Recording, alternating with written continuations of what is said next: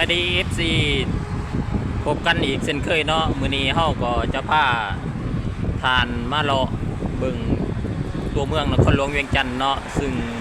มีหลายสิ่งหลายอย่างที่น่าสนใจที่กำลังได้รับการพัฒนามื้อนี้เฮาก็จะพาทานไปเบิ่งกอกเนาะกอกศูนย์การค้ากอกถือว่าเป็นศูนย์การค้าใหญ่ที่ว่าใกล้กับประตูไส้เนาะเอาเป็นว่าเฮาไปเบิ่งภาพบรรยากาศต่างๆอยู่ด้านนอกของศูนย์การค้ากอกตอนนี้เฮาก็มาสตาร์ทอยู่ที่สวนประตูไส้เนาะถือว่ามื้อนี้ก็มีนักท่องเที่ยวอย่างหลงไหลเฮาจะเดินทางไปที่ศูนย์การค้ากอกด้วยรถมี BRT เนาะซึ่งในตอนนี้รถมีกำลังมาแล้วเนาะถือว่ามาฮอดพอดีทางเฮาก็จะขึ้นรถ BRT เนาะถือว่าเป็นรถมีไฟฟ้าเนาะรถมีสาธารณะเอาเป็นว่าไปติดตามพร้อมกันเลย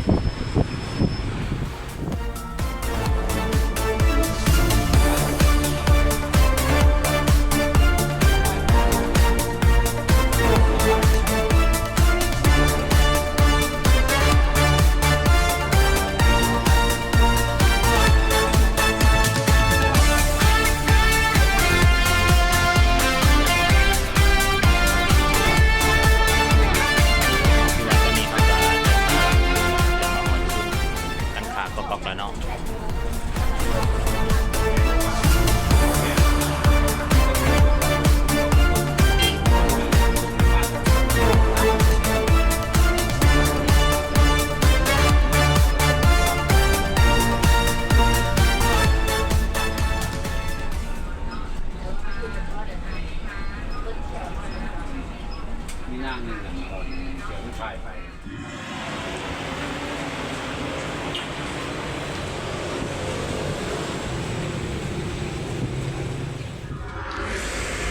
ถือว่าตอนนี้เฮาก็มาฮอด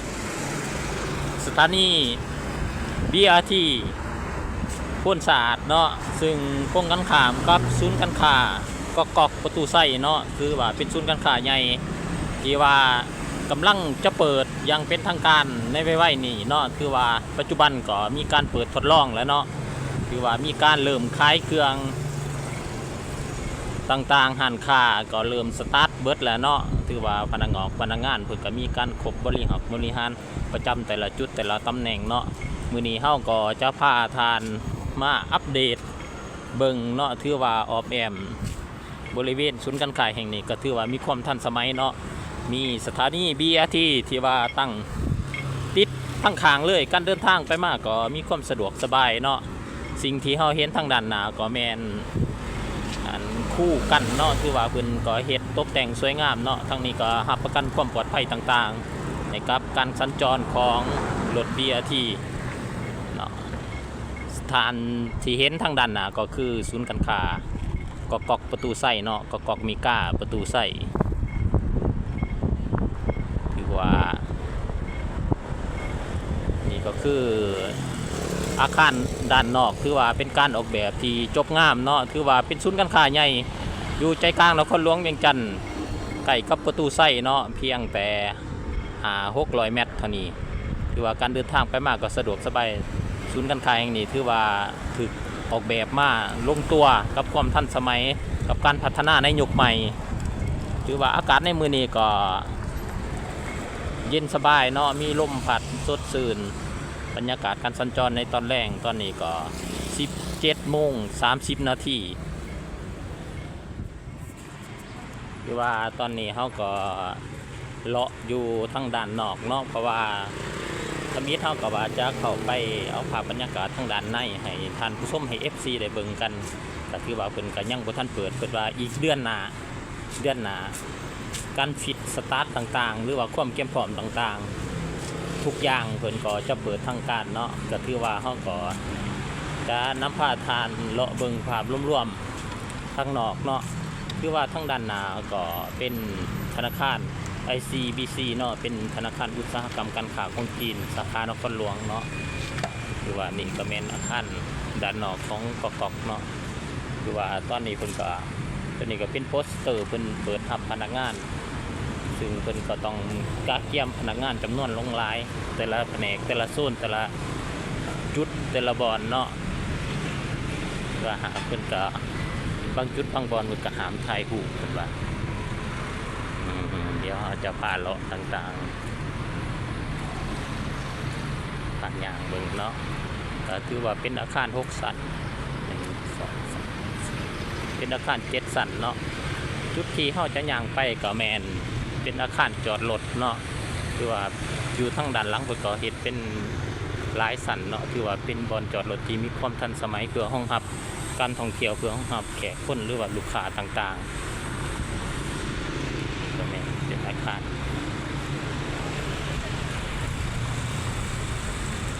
ถือว่าการออกแบบเพื่อรองรับให้เพียงพอกับบ่อนจอดรถเนาะนี่ก็เราจะมาเบิ่งอีกมุมหนึ่งนี่ก็คืออาคารด้านนอกของศูนย์การค้ากอกเนาะก็ถือว่าออกแบบมาจบงามทั้งด้านนอกก็เป็นลานกว้างสามารถจัดกิจกรรมนอกลานได้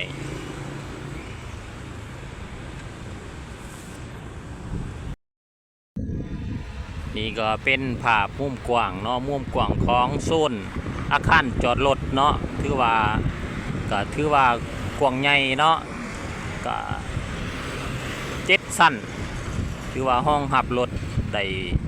เกือบ1,000 คันแหละบ่ว่าจะเป็นรถจักรรถใหญ่ก็ตามมีระบบที่ทันสมัย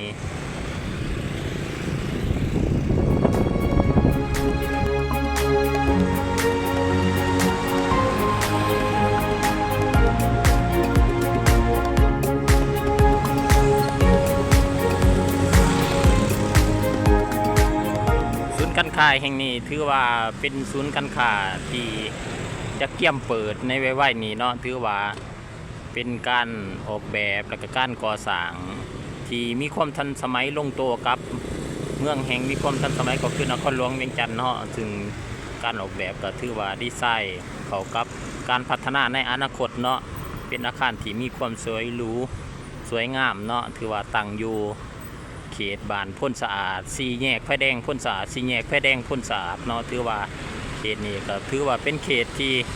ขับค่าหนาแน่นมีผู้คนหนาแน่นเนาะถือว่ามีความสะดวกสบายในการช้อปปิ้งในการเดินทางมาท่องเที่ยวช้อปปิ้งสินค้าต่างๆสินค้าทางด้านภายในก็มีห้างร้านต่างๆเนาะเพิ่นก็จะมีการนำเอาแบรนด์หรือว่าสินค้าที่มีคุณภาพเข้ามาจำหน่ายทั้งภายในและต่างประเทศ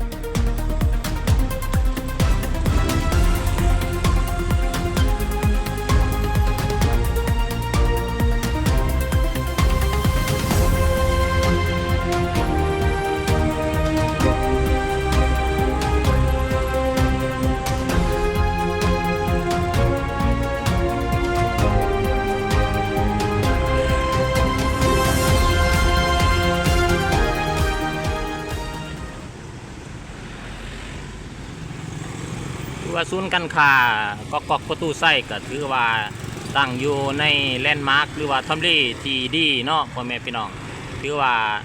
การเดินทางมาช้อปปิ้งหรือว่ามาท่องเที่ยวก็ถือว่ามีความสะดวกสบาย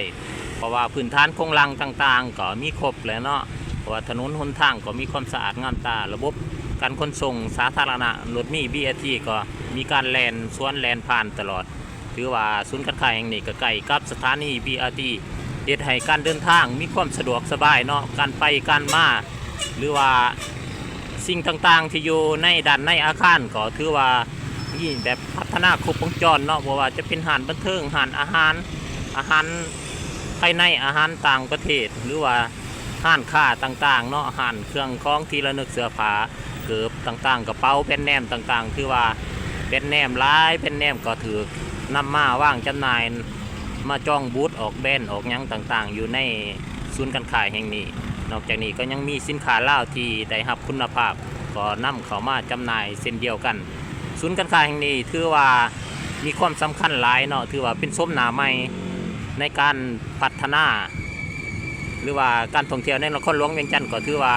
เฮ็ดให้มีสีสันขึ้นเนาะซึ่งแขกไปไทยมาก็ถือว่าสร้างความดึงดูดสร้างความสนใจว่ารูปโทรมการออกแบบตึกอาคารก็มีความทันสมัยเข้ากับยุคสมัยเข้ากับการพัฒนาอย่างลงโตเอาการรายงานของทีมงานเฮาที่ลงภาคสนามในมื้อนี้ก็ถือว่า จะเก็บเอาแต่ภาพบรรยากาศร่วมๆภายนอกรายงานภายนอกเพราะว่าเนื่องจากว่าทั้งด้านในเพิ่นก็บ่ทันเปิดให้เขาชมเทื่อเนาะถือว่าเฮาก็ได้นำมาให้ท่านผู้ชมหรือว่า FC แฟนคลับได้เห็นพอหอมปากหอมคอพบกันใหม่ EP หน้าว่าเฮาจะสัญจรหรือว่าหยิบยกเอาเรื่องราวใดมานำเสนอนั่นก็ติดตามได้เนาะทั้งช่องของพวกเฮาเนาะช่องน้อยบ่าวลาวหรือว่าช่อง KPN Media ลาวก็เส้นเดียวกัน